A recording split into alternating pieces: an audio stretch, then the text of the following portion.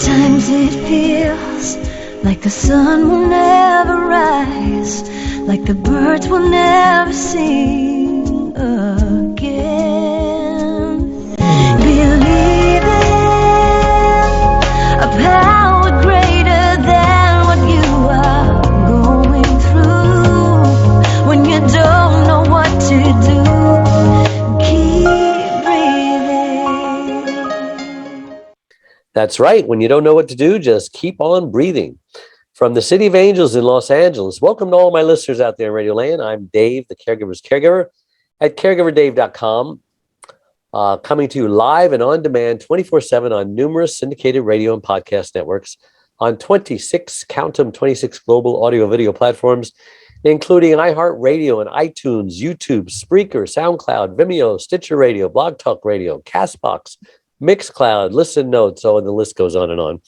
I won't bore you. In fact, we're proud to be voted #1 caregiver podcast of the top 50 on Player FM and #2 caregiver podcast on FeedSpot out of the top 60 and #2 on caringvillage.com. And we have an especially exciting show planned for you today.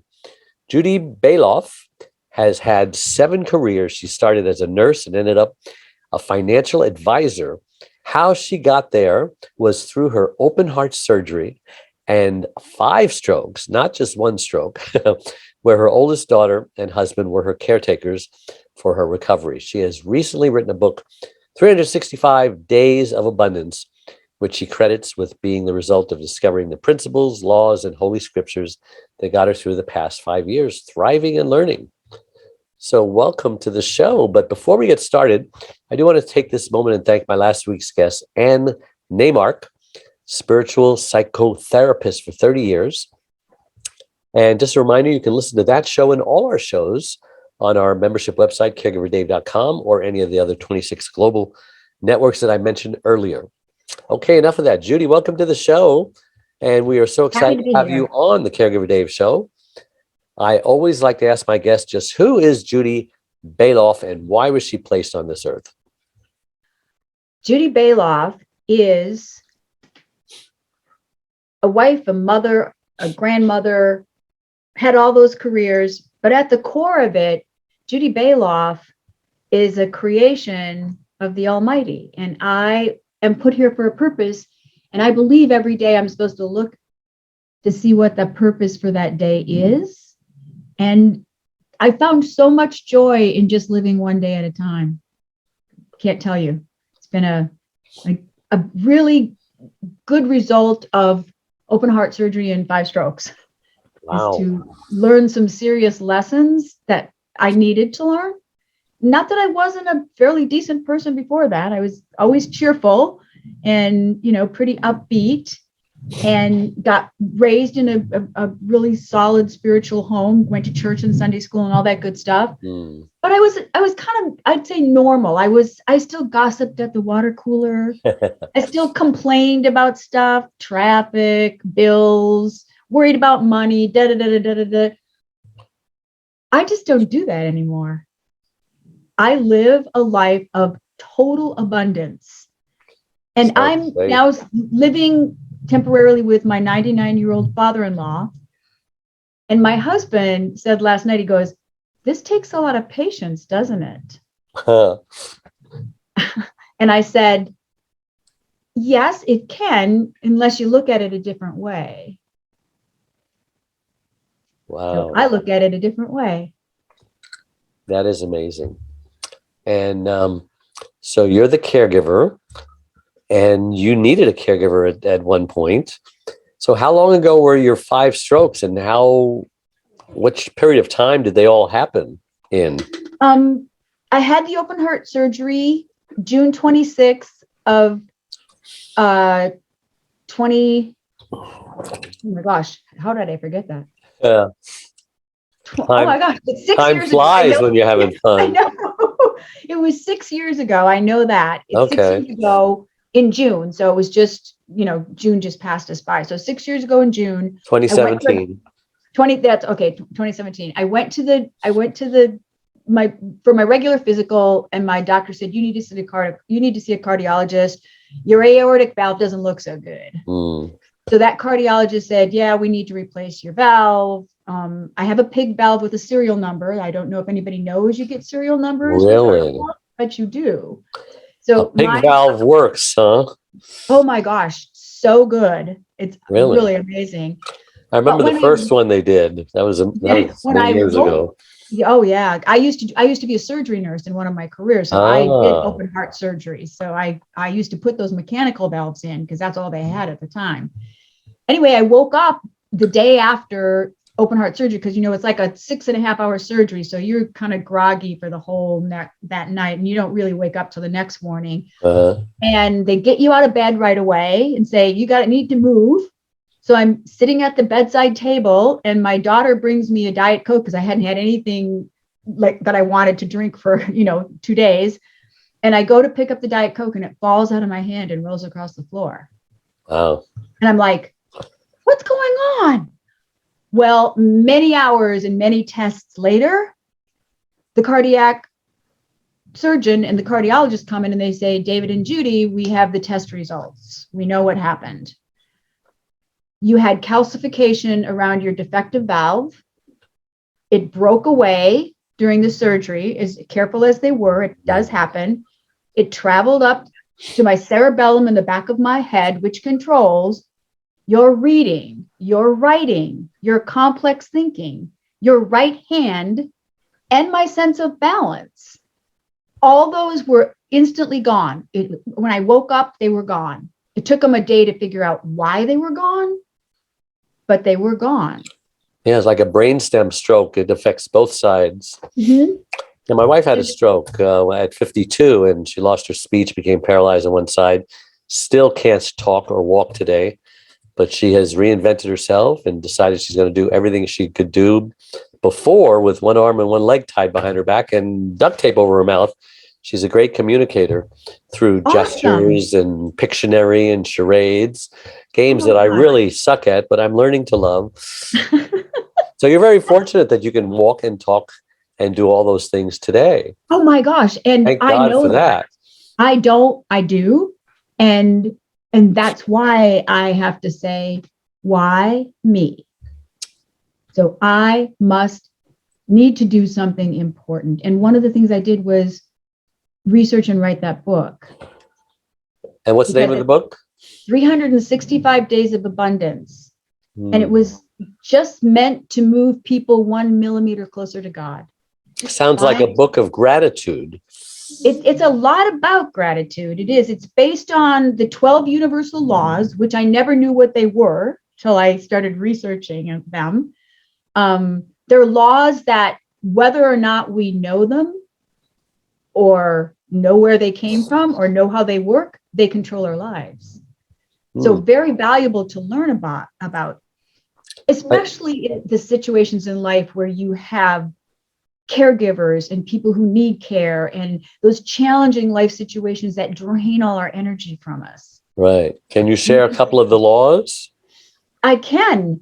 One of them, which I'm using being at my father-in-law's house, he's upstairs, so I'm being quiet, is the universal law of giving and receiving. Now, what that law says is that the universe or God, whoever you call, who's up in the sky, you can make your own decision. I will not push that on anybody. Whoever you decide that personage is, keeps perfect scales. And you will not get anything back outside of what you've given away. So you can feel almost joyful when you get to learn to play Pictionary, because you are giving of your own energy and thoughts to help somebody else and doing it with a joyful heart.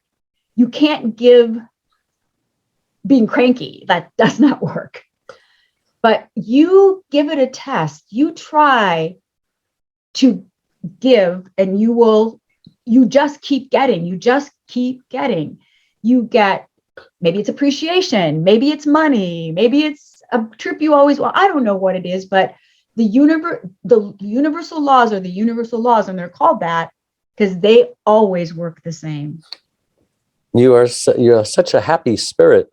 about you. You remind me of Debbie Reynolds. You look like her and you Yeah, sound well, my like her. favorite.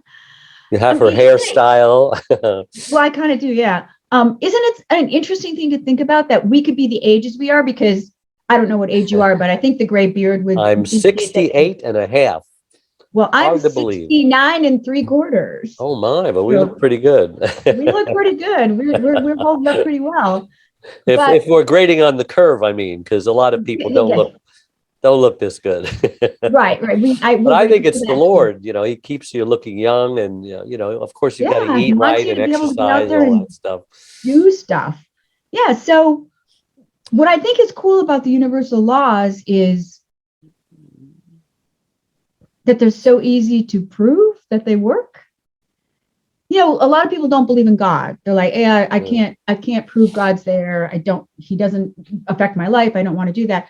Okay, let's leave God over there. Does the sun ever not rise in the east and set in the west? Ever, one time in your lifetime? Does the sun always come up and then the moon comes up and they never fall out of the sky?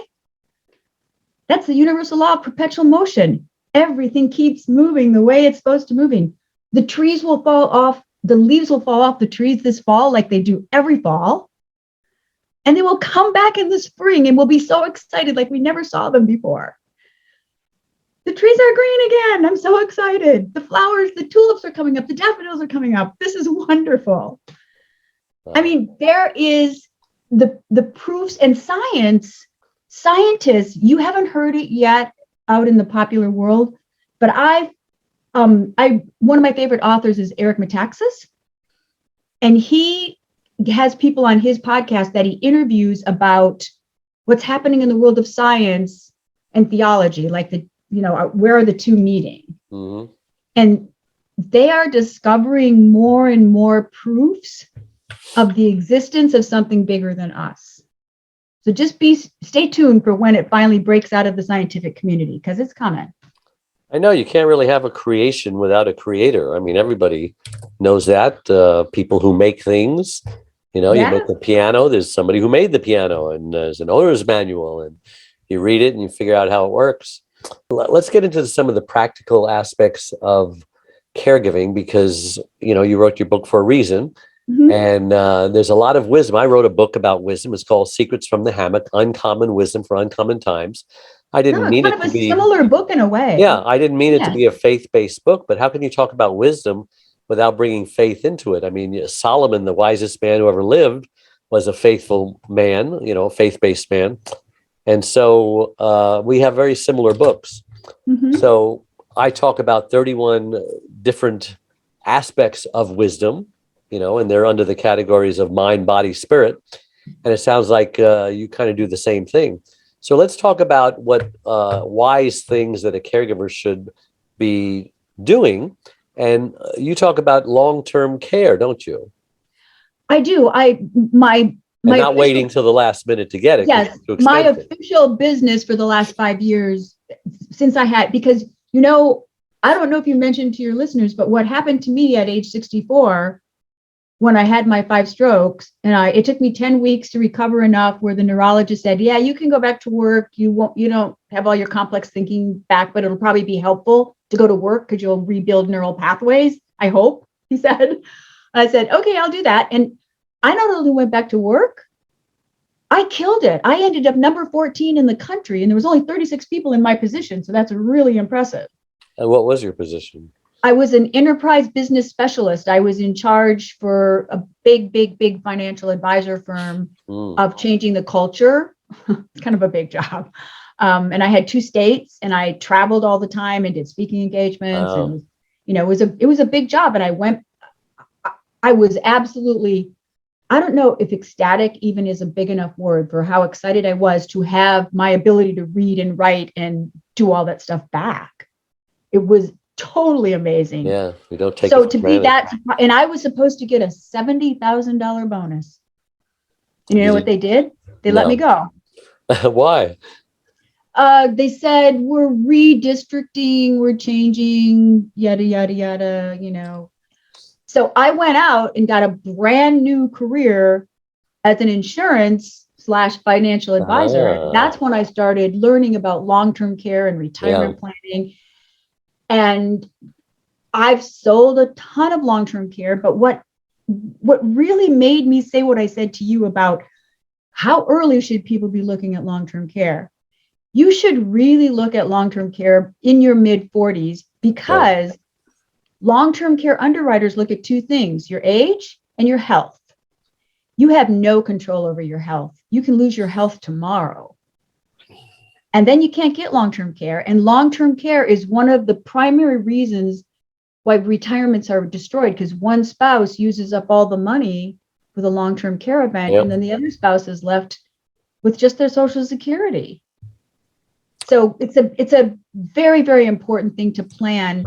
And also, because it's a caregiver podcast, this is really important. I have a really good long-term care policy, as my husband does. I made us get them. And when and if we ever need care, my kids will be able to come to visit me, not to change me or put me in the shower or take me out of bed or feed me, because I will have caregivers who come in every day. They can come and enjoy my company instead. I would prefer that. Yeah, I bought mine right about 48, 49. Cost me $114 a month. It only went up one time last year to $135 a month. Not too bad. Not too bad. And the company, State Farm, doesn't even write them anymore because people are starting to use them. Yep. And I guess they're losing money, but they can't cancel me. Nope. So I'm grateful to have it. I know you're grateful to have it. Yeah. And everybody should get it. Think about it. If you're 50, now's the time, do it. Yeah. Go get it. Go get it. And because who wants to be a burden to their children? I sure don't, No. And the reality of it is children have now moved all over the country. I have a daughter in Spain. My daughter in Spain is not going to be able to take care of me. Right. So, yes, it's a very important subject, and one that's as a matter of fact, nobody talks about it. No, the states are starting now to put required long-term care in place, or you have to have a tax taken out of your check for the rest of your working life. The problem is it's only a $36,000 policy. That's not going to take care of anybody. Yeah. Well, mine is $400,000. Yeah, excellent. That's great. Mine's about that much. Yeah. 3-year policy, $400,000, and 3 years is the average number of years people use it. Average. So some are longer, some are shorter. Yeah. So that's a very good thing. So I joke around with my kids. You'll be able to stick me on the beach at Malibu, and he says, "Dad, you won't know where you are. We'll stick you in Pacoima, and you'll think you're in Malibu." Anyway, let's talk about perspective and how important it is. Sometimes it's more real than reality. So how can perspective help a caregiver?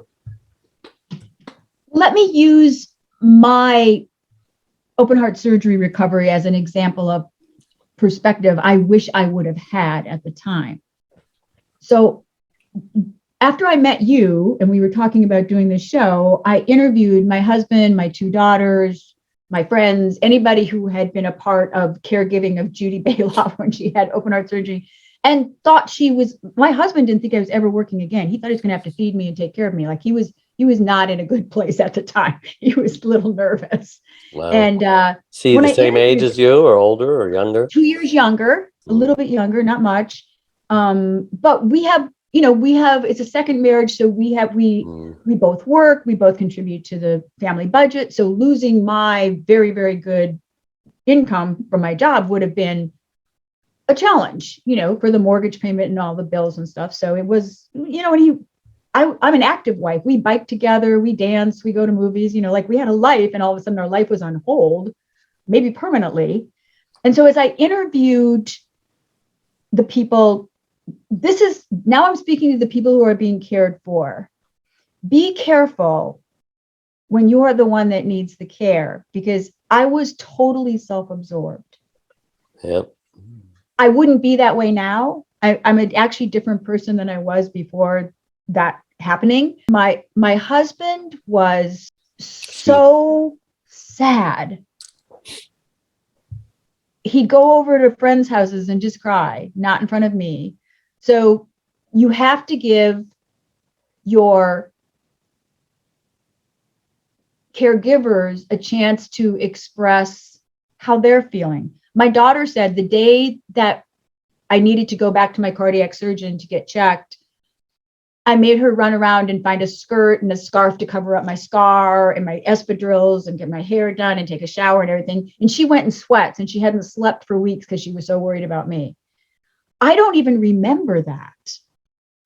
I just remember me being so worried about the cardiac surgeon saying, oh, it's healing. You're going to be, like any good news I could find. So I'm not saying it's easy. I'm thinking in retrospect that I could have done it. I don't know if I could, but just remind ourselves that there's two people in the caregiver equation.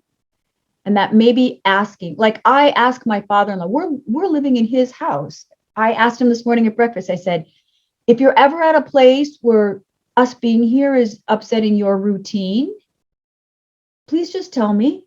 If we can, move our stuff out of the front hallway, or, you don't like the stuff on the refrigerator, because he's still pretty mobile. He just needs help with some things.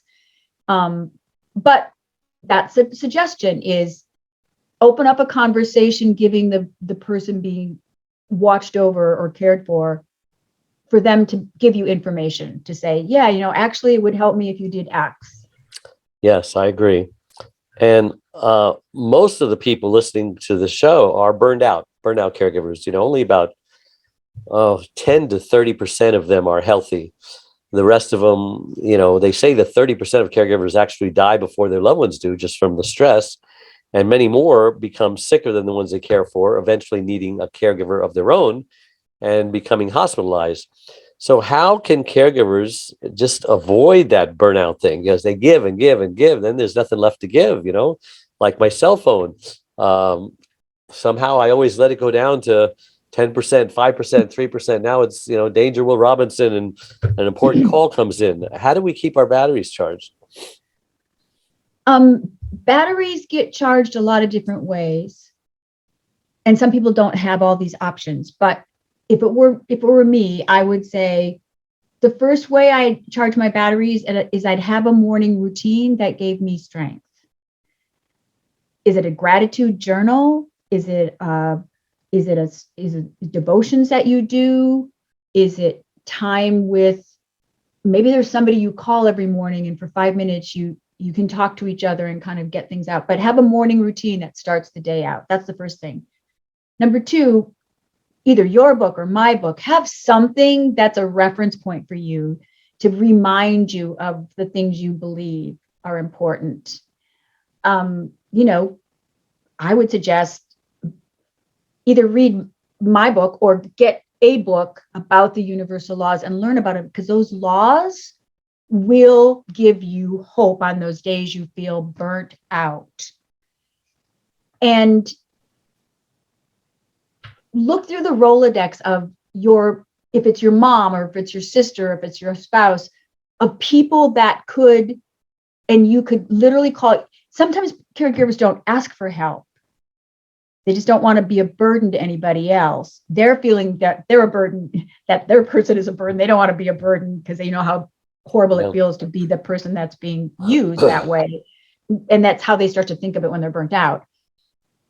Make a phone call and say, hey, it would mean a lot to mom. Let's use an example. It would mean a lot to mom if you could come over and stay with her for a couple hours and let me have a little rest to go run a couple of errands or go have a cup of coffee and just sit in the park, whatever it is. So those three just alone, have a morning routine, have somebody that you talk to that gives you that little, don't isolate. Caregivers so often isolate themselves. That's right. Also, almost every state in the union, you might know this better than me, but almost every state in the union has, they don't call it caretaker. Respite. They have people from the state that will, through your Medicare policy, that will come and give you a 4-hour break and make you leave the house, and they will stay there with the person that needs care. So some people don't know that exists. Yeah, it's a part of palliative care, I think. It isn't Yeah, just for people who's dying. I saw it work for a friend of mine who was caring for her mom, and she just refused to leave the house. People offered to help her, and she refused to leave. But then when the social service worker came and said, "We are concerned that you are going to fall apart, so we're taking over. Get out of the house for 4 hours. Come back at 6." That's so unusual that they would do that because they've neglected caregivers for so long. I think they're just starting to realize. Why do caregivers not ask for help? Why do they think they can do it all by themselves? Well, sometimes some of us have a hero mentality. We kind of think that we can do it all. Some of us are, maybe some of us have lived a life where we don't feel like we have the right to ask anybody for help because we've never given any help. So we might think about that ahead of time, just in case. If you just, I mean, I am just so excited about living a life that is based on some real principles that guide me every day. So if I think, like, I went to a lunch today to meet a new colleague in a new town, and I brought a copy of my second book I wrote, which is called Flipping the Script on Negativity, which might be a good one for caregivers, actually, when I think about it. And he said, "Well, thank you for the gift." I said, "Well, I learned writing the universal laws and studying Think and Grow Rich and the Napoleon Hill principles that you should always leave people with an increase. So a flower, a smile, a book, a tchotchke you got sitting around, something fun and cute to bring, but always leave people with more. Don't take from people, give to people." And I think that's a good practice. So if you've been giving to everybody you met for the last 20 years, you can find somebody that'll give you a 4-hour break.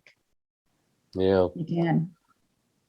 And gratitude is so important. You just mentioned earlier that you were so grateful that, unlike my wife, you can still talk, you can still walk. There's so much to be grateful for. It's easy to think about the things we don't have and can't do anymore because we get older. I can't do the things I used to do. I can't either. But it's much better to be grateful for the things that you still can do, because maybe one day you won't be able to do them. Enjoy it while, enjoy the journey. Absolutely. Gratitude. I just did a practice this last week. It was suggested by Abraham Hicks. I watched an Abraham Hicks video, and this one impressed me. She was talking about, it was Esther Hicks that was talking, and she said, "I want you this morning to take all 5 of your senses and just wallow in them. First of all, your eyes, like, what can you see from where you're sitting?" And for me, I'm sitting in this temporary office and I have beautiful woods and trees out that way and beautiful woods and trees out this way. I mean, wow, just to see is so amazing. And then she said, taste. Like, she said, she was eating a luscious strawberry. She goes, "Go get something and actually appreciate that you have taste buds." Have you ever lost your sense of taste when you had a cold? Yeah, I have. Yeah. And Nasty. And you're like, "Oh, it's not even fun to eat anymore." Like, I know. Can't eat anymore. Yeah. So the sense of taste is a wonderful blessing.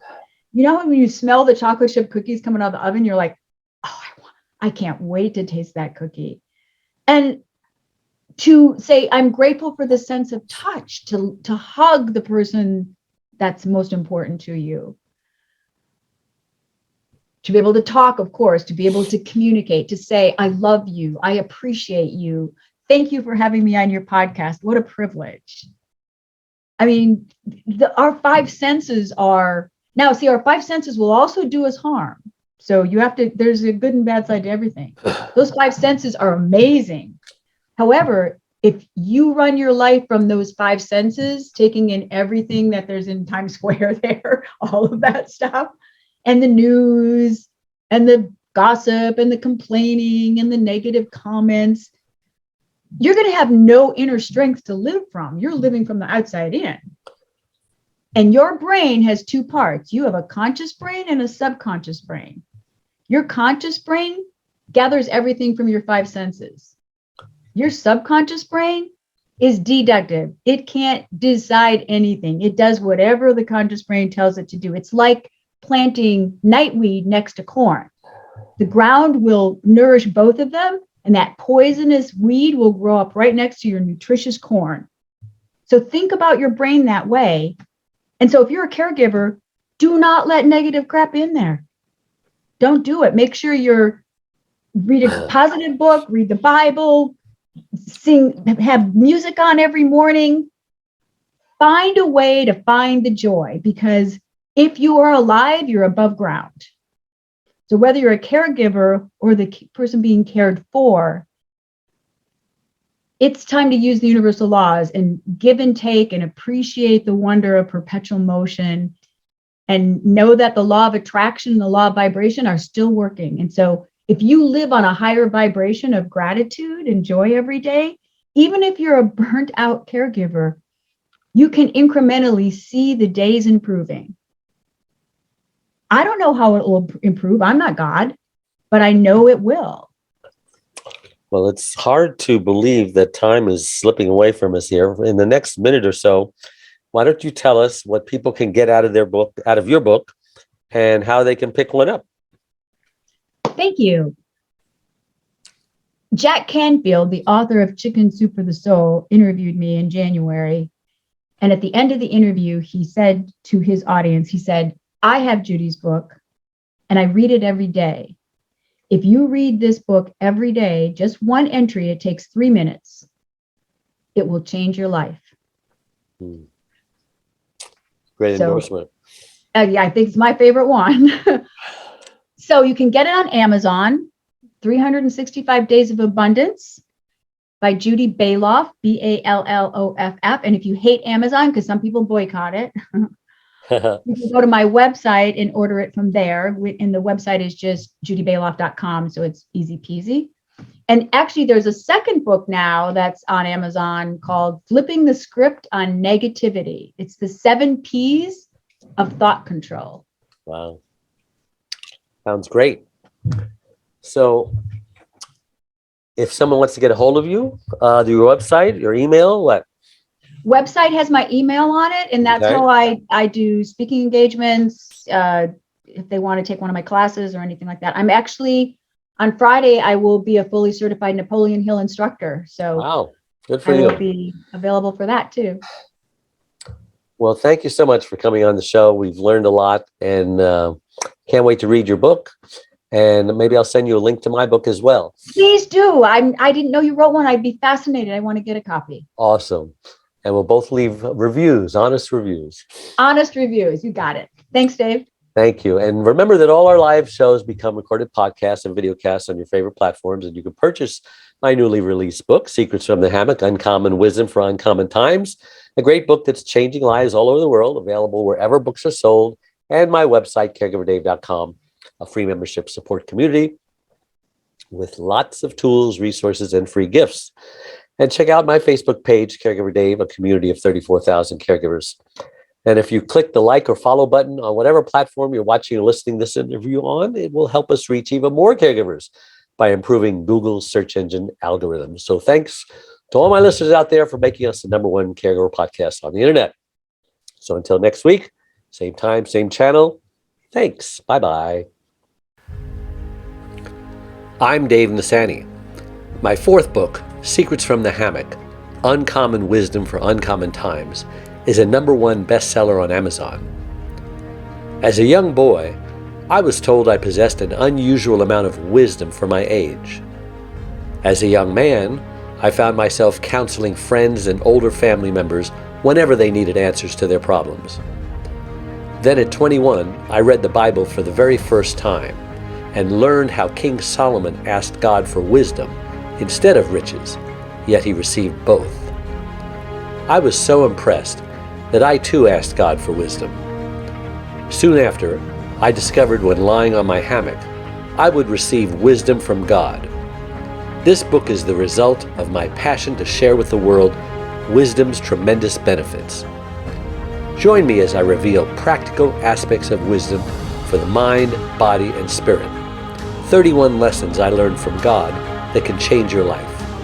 Available in hardcover, Audible, Kindle, and paperback, wherever books are sold. I've spoken all over the country and London and am available to speak at your event. Contact me at hammockwisdom.com.